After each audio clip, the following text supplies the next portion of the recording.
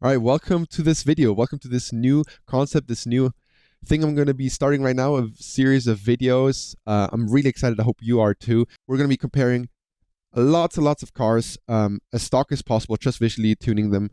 We're going to have a few points on how we compare them, metrics. I'll put them on the screen right now. Boom. Those are all of them. You don't have to read them right now. I'll explain them. I'll go through them in the video. So that's it. Enjoy it and enjoy it the whole way. And I am looking forward to a long series with you guys. All right, so this point I should mention that you hear a little ping sound when one of the challenges has been completed. So the top right, you'll notice something like this, and it'll tell you that a new score has been added. All right, peace out. We're here at the upgrade shop, and I promise I'm going to show you guys what we did to this car. So today here we have a BMW M4 Coupe 2014, a lovely, lovely car. And as I promised already, this series is going to be keeping this cars as stock as possible. I know you already see something that is not stock, and that's the first thing I'm going to touch upon. We have semi-slicks on here. I think it's important to put semi-slicks on these cars. They still work in the rain. They allow the car to really show how much power it has, put the power on the ground, etc.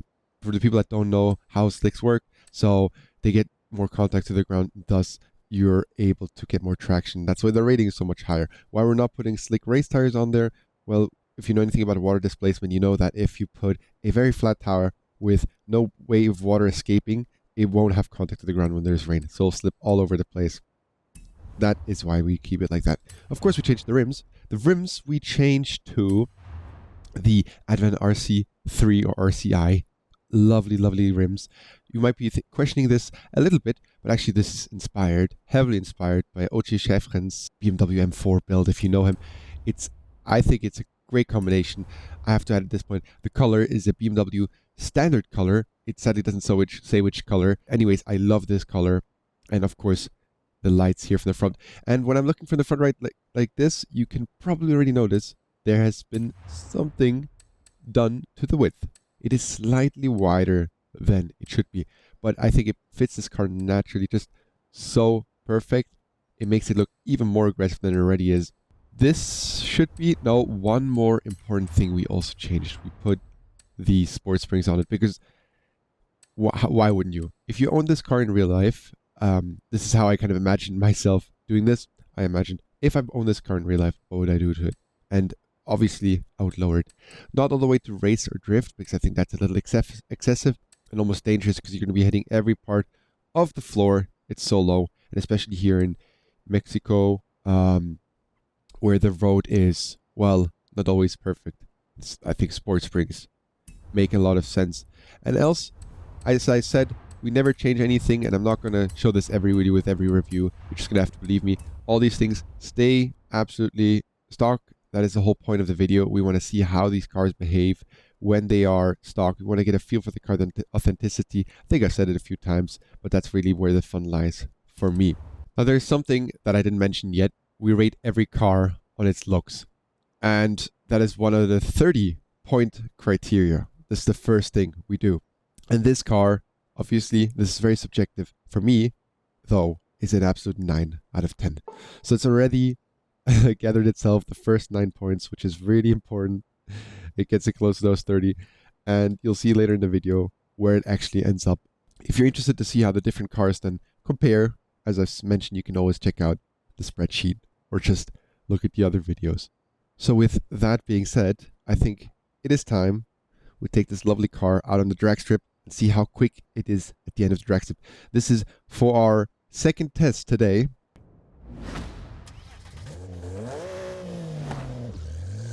Front tires are all the way up in front. We are ready to take off. 3, 2, 1, let's go. 100 already. Pushing 150 here. Boom, 150. Oh, it's still pulling really well. 200. Go 210. 220 on the clock now. 230. 40. Can we meet 50? 50 on the dot. That's what I thought. That is, it's actually surprisingly average. But that's why we do these tests. So 250 kilometers per hour. Noted. Perfect. So I think it's time to go for a drive. We're at the place where cars get to their limits. Anyone that plays Forza Horizon a lot knows this road perfectly. my favorite road, and I think most of your favorite roads. And this is how we're going to do it, and it's going to be like this in all the reviews that are going to come in the different cars, and the different cars. On the way up, I won't be talking, or well, I'll keep my talking to a minimum. Why? Is because we're going to be measuring the time that it takes us to get up, so we can compare it between the cars, and then on the chill drive down, I'm going to tell you all my experiences, my thoughts that I haven't already mentioned while I'm driving up, but that's the goal. So without further ado, I wish myself good luck and you a lot of fun. Let's go.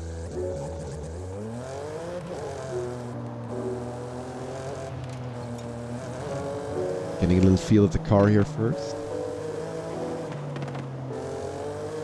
It's very powerful.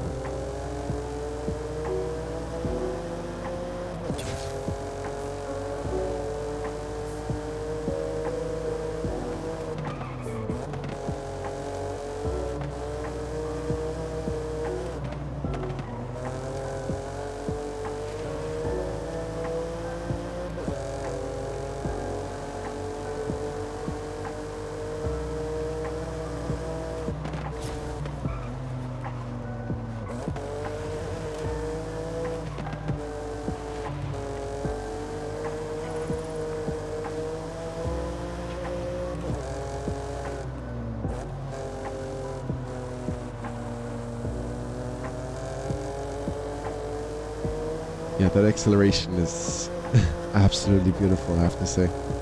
So far it feels incredibly smooth.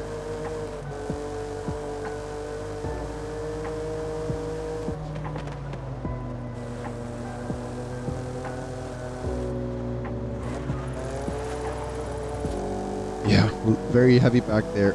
My goodness. Those drift points are unwanted.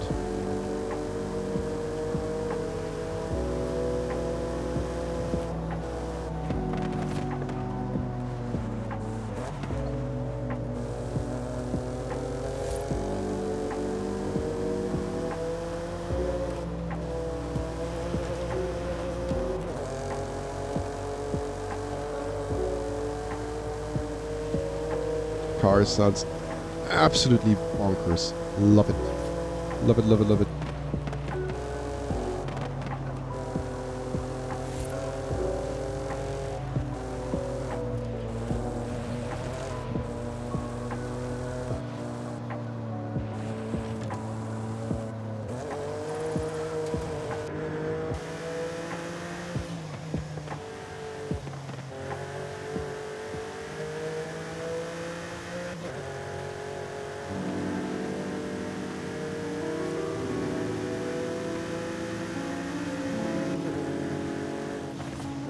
This here is my favorite part and the ultimate test for a car. Okay. Yep.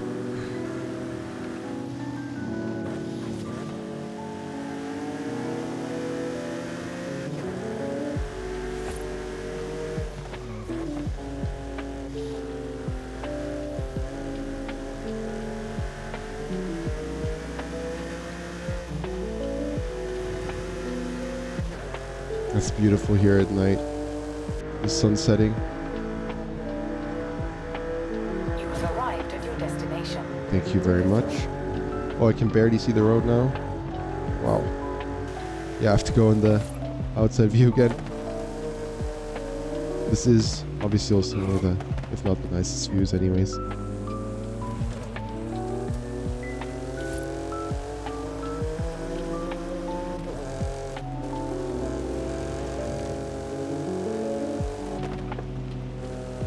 You're also a very good indicator of performance.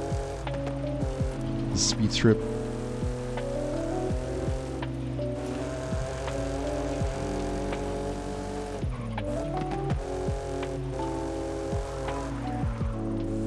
A little wide there at the end. That's frustrating.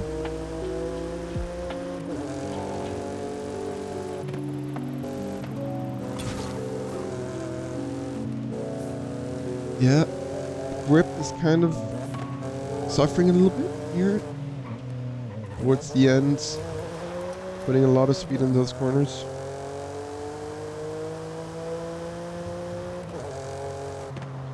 And that is 4 minutes and 19 seconds.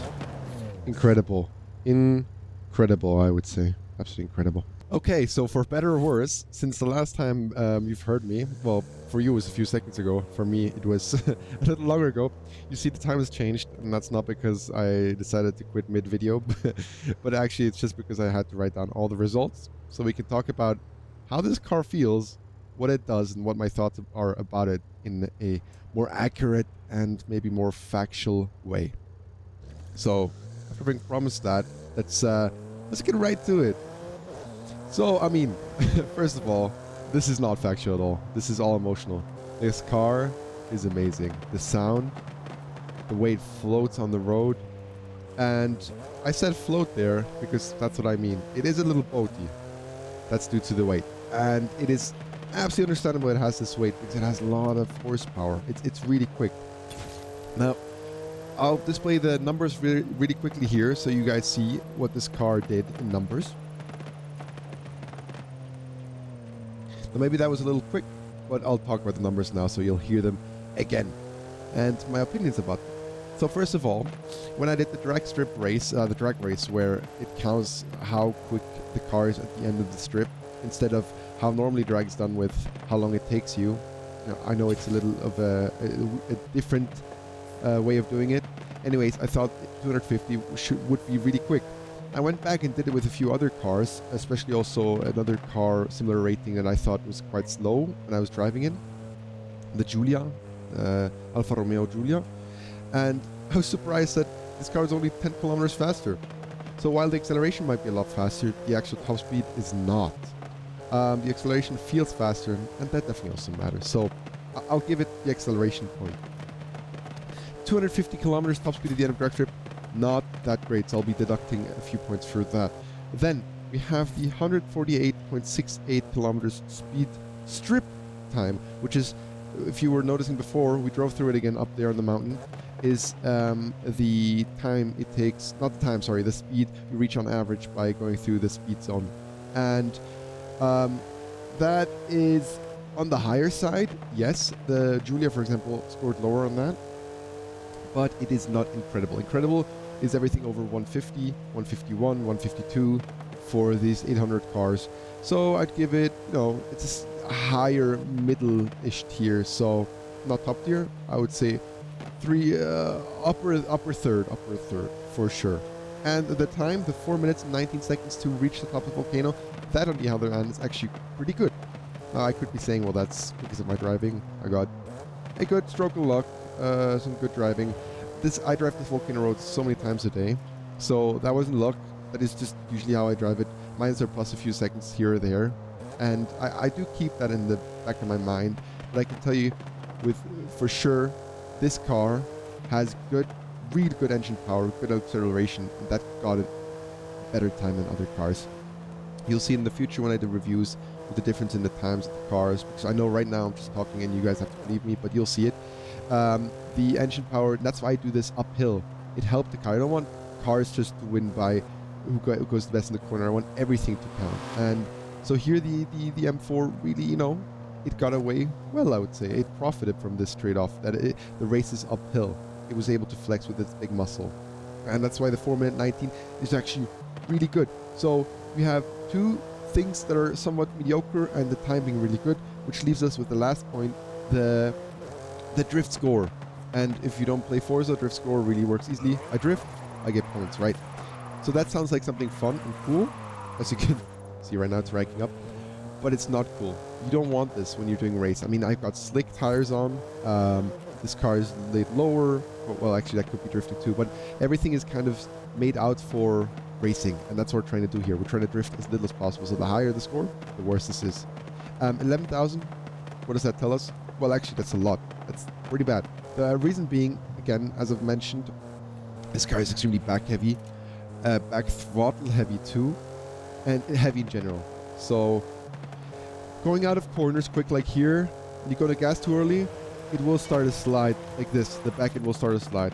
It's going to rack up some points. Now I understand this has to be due to the power this car gets. It's a little more heavy. It is a big car too, but honestly, not the best grip. This is also due to all-wheel drive. It doesn't have all-wheel drive.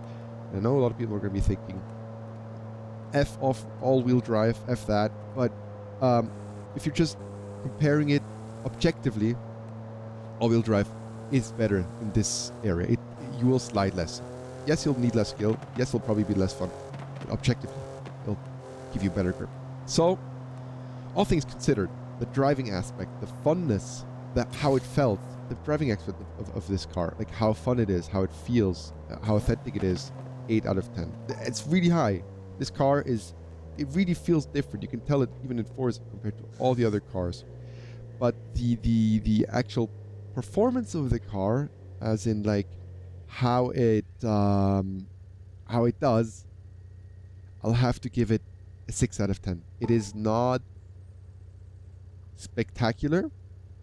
It leaves some room for improvement in all directions, but it doesn't matter because this car has something that 99% of the other cars don't have, and this is a lot of soul and a lot of authenticity. This car is a pleasure to drive, and I'll drive it anytime again. And when I'm picking a car out of my garage to drive, likely it will be this one. So, yeah, that's the driving aspect. Absolutely love it to drive. And yeah, so we're going into price then. See you on the other end. Ciao. So I was checking these BMW M4s out on the marketplace in our price segment of the video, and I was wondering, what are these people paying, or why are these people even asking for 100,000 or over? There's some of these, for example, this one for 9,000. If this guy ends up getting it, that is a really great deal. But most of these cars are sold for even 110, 225, etc., etc. And I'll tell you honestly right now, unless this is absolutely tuned out of its mind and you can get some money back through that and you calculate that, it's absolutely not worth it. Reason being that you can get this car in the auto show for 92,000 credits. Let me get to it really quickly. Here it is, 92,000 credits. So you have absolutely no reason to go look for that in the auction house. Of course you can if you think you can save on some tuning. I wouldn't do it. So this marks our first review and our first car with it. I'm really happy. It was a lot of fun. The car was exceptional. I already knew that. That's why I picked it. But from now on, we're going to be picking all kinds of cars, of course, and also the cars that you guys want to see in the comments. I have to mention at this point, maybe I didn't mention it yet, this car got a total overall 23 points, which, of course, leaves some improvement to a full 30, but it wouldn't have been fun if this car already got the max amount. I think it's a fair rating. I think it's fair for the car. It got the points where it really deserves them, but it left some room for improvement where it had some deficits. I think we can leave it right there and see you in the next one.